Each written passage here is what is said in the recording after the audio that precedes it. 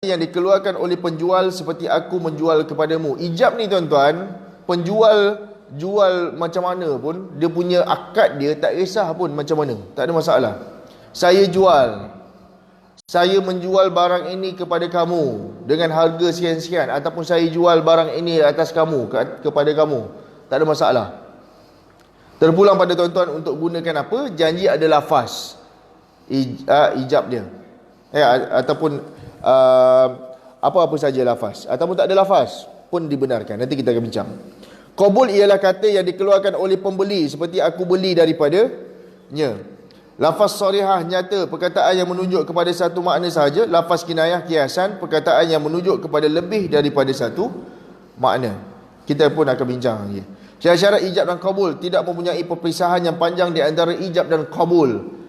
Antara ijab dan qabul, dia tidak dipisahkan oleh satu benda yang lain. Contohnya, saya kata kat tuan-tuan, saya jual. Tuan-tuan pun tuan-tuan buat benda lain dan sebagainya, ataupun dah balik, kemudian nanti call balik, baru bagi tahu saya beli. Yang itu dah dia kira berpisah lah, tak boleh dibuat. Yang kedua, hendaklah qabul berpadanan bersama ijab. Beli apa, jual apa. Jual apa, saya jual apa. Dan beli, ayat yang beli mesti yang sama. Tak ada masalah. Kalau kita jual, contoh macam dekat pasar raya kan, dia tak sebut pun barang apa, tak ada masalah pun benda tu. Untuk dicakap ataupun kita nak buat qabul nanti. Tidak boleh mensyaratkan waktu ataupun sebab. Tak boleh letak syarat dia. Kenapa beli ni? Sebab apa beli ni dan sebagainya. Kau beli ni dikarenakan saya jual ni kerana barang ni tak berkualiti. Tu tak boleh. Syarat al-maqud alaih, barang yang jualan, wujud barang jualan semasa akad. Jual beli mesti ada barang depan mata. Itu dipanggil sebagai fizikal dalam keuangan Islam. Mesti ada fisikalnya. Mesti ada. Apa dia? Kalau kita beli beras, beras depan mata. Kalau kita beli emas, emas depan mata, dan sebagainya. Tak boleh benda tu bukan depan mata. Ini mengikut pandangan-pandangan dalam fiqhul muamalat. Dalam kewangan Islam, dia pembincangan yang lain nanti. Yang kedua, mempunyai nilai di dalam pandangan syariat. Dia ada nilai dia, berapa nilai dia, sebagainya. Kalau tidak bernilai, jangan dibuat. Tidak boleh buat jual beli. Apa yang tidak ada nilai? Apa benda yang tak ada nilai? Awan, dia tak ada nilai, tak boleh buat jual beli, dan sebagainya. Mempunyai faedah di dalam pandangan syariat dan awam. Dulu-dulu dalam fiqh muamalat, najis adalah sesuatu jual beli yang diharamkan. Najis adalah sesuatu jual beli yang diharamkan. Tetapi sekarang najis boleh buat jual beli. Sebab apa? Sebab dia ada bagi manfaat. Pada kita ke? Tak, pada tanaman. Dijadikan sebagai dan sebagainya. 4, boleh diserahkan secara fizikal ataupun syar'i. Iaitu kita akan bincang nanti dalam bab bahagian online nanti. Adakah boleh ataupun tak. Hak mutlak. Dia bila kita membeli, kita mempunyai hak mutlak ke atas barang. Ini bukan kita beli untuk orang lain dan sebagainya. Kita tak sampai kat kita pun, tak dapat pun pada kita. Hak itu masih lagi pada orang lain. Iaitu kena hati-hati. Hendaklah penjual ataupun pembeli jelas akan barang yang dibeli, dijual, dan juga harganya. Mesti jelas. Harganya mesti jelas. Kegunaannya mesti jelas. Barang itu mesti jelas untuk kegunaan apa dan sebagainya. Hukum jual beli, tak salah tuan-tuan pergi beli barang, kemudian tanya, ini macam mana nak guna, ini macam mana nak guna. Tak salah pun. Untuk benda tu, untuk tahu sesuatu barang sebelum kita beli, itu tidak ada masalah. Kaedah al-aslu fil asya', setiap sesuatu itu apabila tidak ada hukum ibahah, hukumnya dikatakan harus. Wallazi khalaqalakum ma fil ardi jami'a, Jual beli yang diharamkan kembali kepada 3 sebab asas utama, iaitu kaedah riba, kaedah al-gharal dan jahalah, kaedah al-khida' dan taghrir. Kita dah bincang sebelum ni.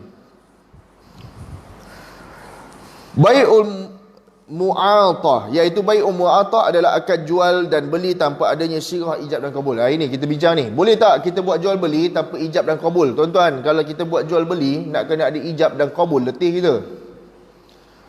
Mengikut pada pandangan mazhab Syafi'i, kena ada, harus. Ijab dan kabul itu mesti ada. Tetapi kalau mengikut pada yang semasa sekarang ini, kalaulah berlaku di Tesco, tak perlulah. Kan, orang beli, saya jual. Orang beratur nak membeli. Jadi tak perlu nak buat ijab dan kabul. Dan sebahagian fuqaha mazhab Syafi'i berpendapat boleh hanya untuk jualan yang tidak berharga. Imam An-Nawawi berpendapat boleh selagi mana akad itu telah terbiasa bagi uruf awam. Maksudnya boleh akad jual beli itu tidak dilakukan dengan lafaz. Cukup dengan orang itu bayar, ambil barang, itu dah menunjukkan ijab dan kabul. Kita bagi risit, orang itu bayar, orang itu ambil barang. Itu dah kira sebagai ijab dan kabul. Membuat pilihan dalam khiyar, masalah khiyar, ada 3 khiyar, iaitu khiyar majlis, khiyar syarat dan juga khiyar aib. Dia ada 8, tapi biasa kita bincang 3 je. Apa dia khiyar majlis? Yang ini adalah khiyar yang berbentuk seseorang membeli. Tuan-tuan pergi ke pasar raya, tuan-tuan pergi ke pasar biasa, pergi ke kedai, tuan-tuan nak buat pembelian, itu dipanggil sebagai khiyar. Itu dipanggil sebagai khiyar. Maknanya tuan-tuan pergi kat kaunter, tuan-tuan bayar, kemudian ambil barang. Masa itulah kita nak tengok sama ada kita nak proceed ataupun tak jual beli tu. Tengok dulu barang sebagainya, okey tak okey sebagainya. Kalau okey, kita balik. Kita balik itulah yang dipanggil sebagai telah berpisah dalam khiyar. Telah berpisah. Maknanya semua benda yang kita buat tadi itu telah dipersetujui dalam urusan jual beli. Jangan balik tengok rosak, tuan-tuan kata, oh ini peniaga menipu aku. Ini peniaga menipu aku. Padahal tuan-tuan dah tengok tadi dan sebagainya, kemudian balik. Lepas tu tengok ada kerosakan, tuan-tuan kata orang ni menipu. Yang itu tak betul. Sebab mestilah benda itu berlaku dalam majlis khiyar. Mesti berlaku dalam majlis. Maknanya ketika sebelum tuan-tuan balik, cek, tengok dulu barang itu. Kecuali ada kedai-kedai yang bagi masa seminggu, 2 minggu, sebulan untuk pulangkan balik barang dan refund duit dan sebagainya. Jika mereka telah berpisah daripada majlis jual beli, khiyar ini tidak dibenarkan dan kontrak tersebut perlu dilaksanakan. Cara berpisah dalam majlis jual beli. Jika kontrak dimeterai di dalam sebuah rumah besar, sekiranya salah satu pihak keluar daripada bilik ke halaman rumah atau sebaliknya, mereka dianggap telah berpisah, telah selesai majlis khiyar. Yang kedua, jika mereka berada di dalam rumah yang kecil, berpisah dianggap berlaku apabila salah satu pihak keluar daripada rumah.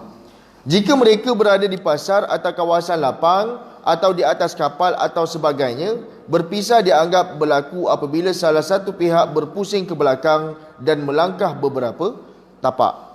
Sekiranya mereka berdua keluar bersama-sama atau berjalan bersama-sama, majlis tersebut masih berterusan dan mereka masih berhak menuntut khiyar. Jika penjual berkata, pilihan antara teruskan atau batalkan jual beli, adakah penjual mempunyai hak khiyar? Bagaimana pula dengan pembeli? Sabda Nabi SAW, dua pihak yang berjual beli boleh membuat pilihan selagi mereka tidak berpisah dan sebelum itu mereka bertemu, atau salah seorang di antara mereka memberi pilihan kepada seorang lagi. Dia bagi pilihan pada tuan-tuan nak beli ke tak. Kemudian dalam majlis tersebut tuan-tuan buat keputusan, tuan-tuan nak beli, tuan-tuan bayar. Kemudian tuan-tuan semak. Bila tuan-tuan tengok dan sebagainya, sebagainya, cek, rupa-rupanya ada kerosakan. Jadi tuan-tuan pun buat keputusan semula, iaitu memulangkan barang tadi pada majlis tadi. Ini tuan-tuan tak berpisah pun lagi, iaitu tak ada masalah. Ibnu Umar telah menafsirkan hadis ini melalui perbuatannya kerana beliau adalah periwayat hadis ini. Imam Malik meriwayatkan daripada Nafi' radhiyallahu an, katanya jika Ibnu Umar membeli sesuatu yang disukainya, dia akan meninggalkan penjualannya. Dia akan meninggalkan jual beli tadi. Kalau dia sukalah. Kalau dia tak suka, dia akan duduk kat situ sehinggalah selesai urusan dia. Ini kalau ini aktiviti yang ditunjukkan oleh sahabat Nabi SAW. Juga diriwayatkan daripada Ibnu Umar radhiyallahu an, katanya saya menjual kepada Amirul Mukminin Uthman sejumlah harta di Al-Wadi' dengan sejumlah harta miliknya di Khaybar. Setelah selesai kami berjual beli, saya segera berpaling dan keluar dari rumahnya kerana saya bimbang dia akan meminta semula jualannya. Menurut sunnah, dua orang yang berjual beli boleh membuat pilihan sehinggalah mereka berpisah. Itu maksud dia. Tapi sekarang ini sistem kita tak macam ni. Sistem kita berisit, ada risit. So bila kita balik tengok ada masalah, kita boleh hantar balik. So nanti dia tak panggil sebagai khiyar majlis. Ini bukan khiyar majlis, dia ada khiyar satu lagi. InsyaAllah nanti kita akan bincang. Saya nak fahamkan tuan-tuan, ada penjual, ada orang yang menjual, dia tak pakai risit. Ataupun dia pakai risit, tapi jualan dia itu mesti berlaku dalam majlis. Tuan-tuan okey ke, tak okey ke, barang ni okey ke, ataupun tak okey, tuan-tuan bawa balik, tak cek dulu dan sebagainya, kemudian dia tak terima dah, itu tak ada masalah. Jualan ataupun kaedah penjualan tadi itu betul dari sisi Islam. Maknanya kan, contoh tuan-tuan nak beli radio ataupun TV second hand. TV second hand tuan-tuan nak beli TV second hand, pergi kat rumah orang, tengok dia punya TV ni elok dan sebagainya. Tuan-tuan dah buat kepastian okey betul, elok dan sebagainya. Tuan-tuan pun bayar pada owner TV tu, bayar, dan tuan-tuan ambil, tuan-tuan balik. Selesai, habis, tamat dah tuan-tuan punya khiyar majlis. Bawa balik rumah, pasang, tak hidup TV tu. Tak hidup dah TV tu. Jangan marah kepada penjual. Jangan marah penjual. Sebab proses jual beli telah selesai. Proses jual beli dah selesai. Jangan anggap yang penjual itu dah melakukan satu kesalahan. Tak. Dia dah buat betul lah. Tuan-tuan dah boleh cek dan sebagainya sebelum membeli. Baik. Khiyar syarat berlaku apabila salah satu atau kedua-dua pihak menetapkan syarat dia mempunyai khiyar, iaitu hak untuk membatalkan kontrak dalam tempoh tertentu. Yang ini yang kita bincang ni. Yang ni yang kita bincang. Kan tuan-tuan beli barang ada tempoh-tempoh dia kan. Sampai 3 bulan, 4 bulan, setahun, 2 tahun. Kalau barang rosak boleh hantar balik. Ini dipanggil sebagai khiyar kontrak. Tak ada khiyar kontrak, tuan-tuan boleh gunakan khiyar majlis. Tapi sekarang ni kebanyakan kedai-kedai, Aeon ke dan sebagainya menggunakan khiyar kontrak. Syarat ini khiyar kontrak pula, khiyar syarat. Allahumma salli ala Muhammad. Syarat ini boleh dinyatakan ketika memeterai kontrak ataupun selepas daripada itu, tetapi mestilah sebelum mereka berpisah dari majlis tersebut. Yang ini nak kena terangkan pada tuan-tuan. Ada kedai dia kata, okey, barang ini yang tuan-tuan beli ni dia ada waranti setahun, 2 tahun. Tuan-tuan tak pernah pun tanya dekat dia. Yang kata waranti setahun, 2 tahun ni kat mana? Kat mana tulisnya? Tak ada. Nanti you datang kat sini, kita masukkan dalam sistem. Kalau dia masuk dalam sistem tak apa. Kalau dia tak ada sistem, tuan-tuan datang, dah setahun pakai, lepas tu rosak, tuan-tuan datang, dia tanya, mana resit? Resit pun tuan-tuan dah buang. Ataupun tuan-tuan kata, saya ada waranti lagi, setahun lagi ada waranti. Mana kad waranti? Tuan-tuan tak ada. Hari tu kata tak payah pakai kad ada pakai kad waranti, tak ada. Kata you tak payah pakai, bawa aje semua kan. Sekarang tak ada pula. Tak pakai dah benda tu. Mana benda? Jadi tuan-tuan nak salahkan siapa? Sedangkan ada kad waranti, tuan-tuan yang tak ada, tuan-tuan tak minta dan sebagainya. So benda ini salahnya adalah salah kita. Salah pembeli, bukan salah kedai. Sebab itu tuan-tuan kena tanya betul-betul. Kedai, orang yang menjual kadang-kadang dia nak menipu, nak kenakan tuan-tuan. So sebelum itu berlaku, sebelum perkara-perkara yang tak elok berlaku, selesaikan semasa waktu majlis khiyar, majlis khiyar. Selesaikan semasa khiyar. Semasa khiyar. Apa dia? Masa tuan-tuan nak bayar tu, dah bayar, tanya betul-betul secara detail apa benda yang ni dan sebagainya. Barulah kalau rosak, kita boleh ikut pada termanan syarat. Yang kedua, yang pertama, syarat khiyar syarat. Tempoh tertentu mesti dimaklumi. Tempoh dia berapa lama? Mesti dimaklum. Berapa lama? Setahun. Daripada berapa hari bulan sampai berapa hari bulan, kena tahu. Kemudian tempoh yang ditetapkan tidak boleh melebihi 3 hari jika barangan tersebut tidak mudah rosak dan dalam tempoh tersebut. Siapa yang beli dekat Lazada, Shopee semua ni tahulah kan. Sampai barang dia ada masa dalam berapa hari untuk semak, cek dan sebagainya. Kalau rosak boleh return balik barang tu. Yang ini tak ada masalah, dia buat betul. Dia buat satu sistem yang betul. Yang ketiga, tempoh mestilah berturutan dan bersambung dengan kontrak. Kita dah bincang. Bilakah hak khiyar syarat terbatal? Yang pertama, tamat tempoh yang disyaratkan. Tamat tempoh. Waranti tu tamat pada 2021, April 2021. Berapa hari bulan? 15 hari bulan. Contohnya 15 April 2021. Habis je, masuk je 16, maka telah tamat khiyar kita. Telah tamat khiyar syarat kita.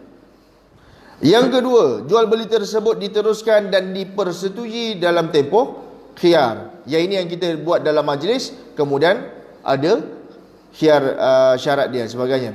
Apabila pemegang hak khiyar melakukan sesuatu yang pada kebiasaannya hanya dilakukan oleh seorang pemilik. Hak khiyar melakukan sesuatu yang kebiasaannya hanya dilakukan oleh seorang pemilik. Maksudnya hak-hak yang ini dalam ni kita tengok ni. Hak milik barangan dalam tempoh khiyar, kerosakan barang dalam tempoh khiyar. Jika kedua-dua pihak memegang hak khiyar, hak milik barangan dibekukan sehingga ada keputusan sama ada kontrak tersebut diteruskan atau dibatalkan. Apa maksud ada pemilikan, dua-dua pemilik? Maksudnya tuan-tuan buat bayaran secara ansuran. Itu pun hak tuan-tuan dalam masa yang sama adalah hak penjual. Masih lagi dalam hak penjual. Kalau ada kerosakan, kita kena tengok siapa yang buat. Dia kena kita tengok sekiranya kontrak tersebut dibatalkan, hak milik barang tersebut kekal sebagai hak milik penjual. Tuan-tuan dah bayar 5 bulan, 2 bulan dan sebagainya, kemudian tak dapat nak bayar, dah ditamatkan kontrak dan sebagainya, itu adalah hak milik penjual. Jangan marah-marah kat orang. Jika jual beli tersebut diteruskan, barangan tersebut menjadi hak milik pembeli bermula pada tarikh kontrak dimeterai dan bayaran kepada barangan tersebut menjadi milik penjual. Yang ini macam biasalah tuan-tuan bayar penuh dan sebagainya, ataupun bayar ansuran dah habis bayar. Jika pemegang khiyar hanya dimiliki oleh satu pihak sahaja, barangan tersebut menjadi hak miliknya kerana hanya dia sahaja yang mempunyai hak menggunakan barang tersebut. Ini bayar habis.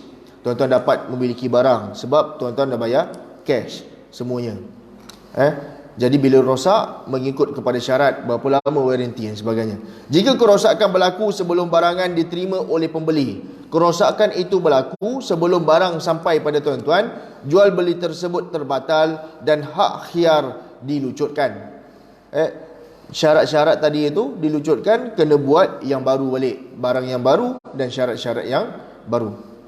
Jika kerosakan berlaku selepas barangan diterima oleh pembeli, maka jual beli tersebut tidak terbatal. Ini kerana kerosakan barangan di bawah tanggungan pembeli disebabkan barangan di bawah tangannya. Tetapi mesti melihat kepada ada tak waranti dan sebagainya. Khiyar masih diteruskan. Tidak kira sama ada pemegang hak khiyar adalah pembeli ataupun penjual. Sebabnya ialah keperluan untuk menjaga kepentingan kedua-dua pihak daripada penipuan masih wujud. Pihak yang memegang hak khiyar masih berhak meneruskan atau membatalkan jual beli tersebut. Apabila kontrak tersebut dimeterai, pihak pembeli atau pembuat bayaran kepada penjual kerana barangan itu kini sah miliknya. Jika jual beli dibatalkan, pihak pembeli perlu menggantikan barangan yang sama atau membayar nilai barangan pada waktu kerosakan berlaku.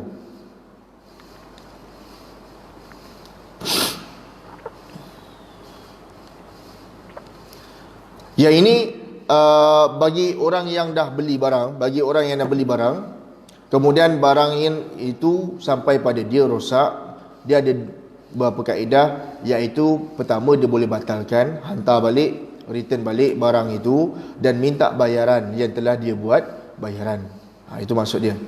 Sementara bayaran yang telah dibayar oleh pembeli perlu dikembalikan. Ini kerana jelas barangan tersebut belum lagi menjadi milik pembeli. Okey. Habis sampai situ. Saya masuk dua je. Khiyar majlis, khiyar syarat. Nanti kita masuk khiyar aib. Khiyar aib. Yang ni lain pula dia punya cara dia. Kenapa saya masuk dua je? Sebab nanti tuan-tuan pening. Khiyar majlis apa? Khiyar aib, khiyar syarat apa? Khiyar majlis adalah jual beli semasa benda tu kita buat jual beli. So ketika dalam majlis tersebut, jangan kita lalai. Cari, cek, semak barang ini tu sebelum kita berpaling, sebelum kita keluar daripada majlis ataupun berpisah daripada majlis tu. Contoh, tuan-tuan pergi pasar beli ikan, tuan-tuan letak 6 ekor ikan, timbang, kemudian tuan-tuan dapat plastik tu kan, yang dah diletak ikan kan, dalam tu rupanya ada 6 je, sedangkan harga yang tuan-tuan buat jual beli tadi tu mengikut kepada 6 ekor ikan. Sedangkan dalam tu yang tuan-tuan dapat tu ada 5 ekor je. Ya, ini kan ada berlaku dekat pasar-pasar yang dia tukar plastik dan sebagainya. So andai kata benda tu tuan-tuan tengok tak betul, apa yang berlaku? Masa tu lah tuan-tuan nak kena buat pertukaran balik. Bagi tahu balik, ataupun sama ada tuan-tuan batalkan majlis itu. Iaitu tuan-tuan tak nak buat jual beli. Masa itulah, jangan sampai dah balik rumah tuan-tuan tengok, rupanya aku kena tipu. Memang betul tuan-tuan kena tipu, tetapi khiyar itu telah selesai, telah tamat. So tuan-tuan nak buat apa? Tuan-tuan nak tuduh dia menipu, mu payah pergi ke kedai cakap, nah ini salah ni, kau tukar dengan plastik lain dan sebagainya. Tak ada bukti pun. Tuan-tuan dah balik rumah baru bagi tahu. Itu bagi khiyar majlis. Bagi khiyar syarat adalah satu syarat yang ditetapkan semasa proses jual beli. Proses jual beli. Kalau tuan-tuan beli kereta pun, dia ada bagi tahu berapa tahun, 5 tahun. Ada pula syarat-syarat dia. Kalau rosak ni, setakat rosak, kalau enjin rosak, enjin apa warranty yang dibagi. Kalau tayar ni rosak, tayar jenis macam mana pula yang dia jenis kerosakan macam mana baru dia bagi warranty. Boleh ikut warranty. Kalau tidak, tak boleh. Itu syarat-syarat yang tuan-tuan kena faham semasa akad tadi. Jelas tuan-tuan? Saya harap tuan-tuan jelas berkaitan dengan akad. Kalau tuan-tuan jadi orang yang penjual, businessman dan sebagainya, syarat ataupun khiyar yang tuan-tuan nak buat bergantung kepada khiyar yang tuan-tuan pilih, sama ada majlis, syarat ataupun aib. Jadi boleh gunakan dalam aktiviti harian tuan-tuan dalam soal jual beli. Baik tuan-tuan, saya habiskan sampai sini. InsyaAllah nanti kita akan masuk khiyar aib. Kita akan masuk khiyar aib insyaAllah. Wallahu a'lam bishawab. A'udzu billahi minasyaitonir rajim. Bismillahirrahmanirrahim. Alhamdulillahirabbil alamin. Hamdan hamidin hamdan syakirin hamdan yuafi ni'amahu wa yukafi'u mazidah. Ya Rabbana lakal hamdu kama yanbaghi li jalali wajhikal karim wa azimi sultani. Allahumma inna nas'aluka 'ilman nafi'a wa rizqan thayyiban wa 'amalan mutaqabbala. Ya muqallibal qulub sabbit qulubana 'ala dinik. Allahumma ihdinas siratal mustaqim, siratal ladzina an'amta 'alaihim ghairil maghdubi 'alaihim waladdallin. Amin. Walhamdulillahil alamin. Assalamualaikum warahmatullahi wabarakatuh.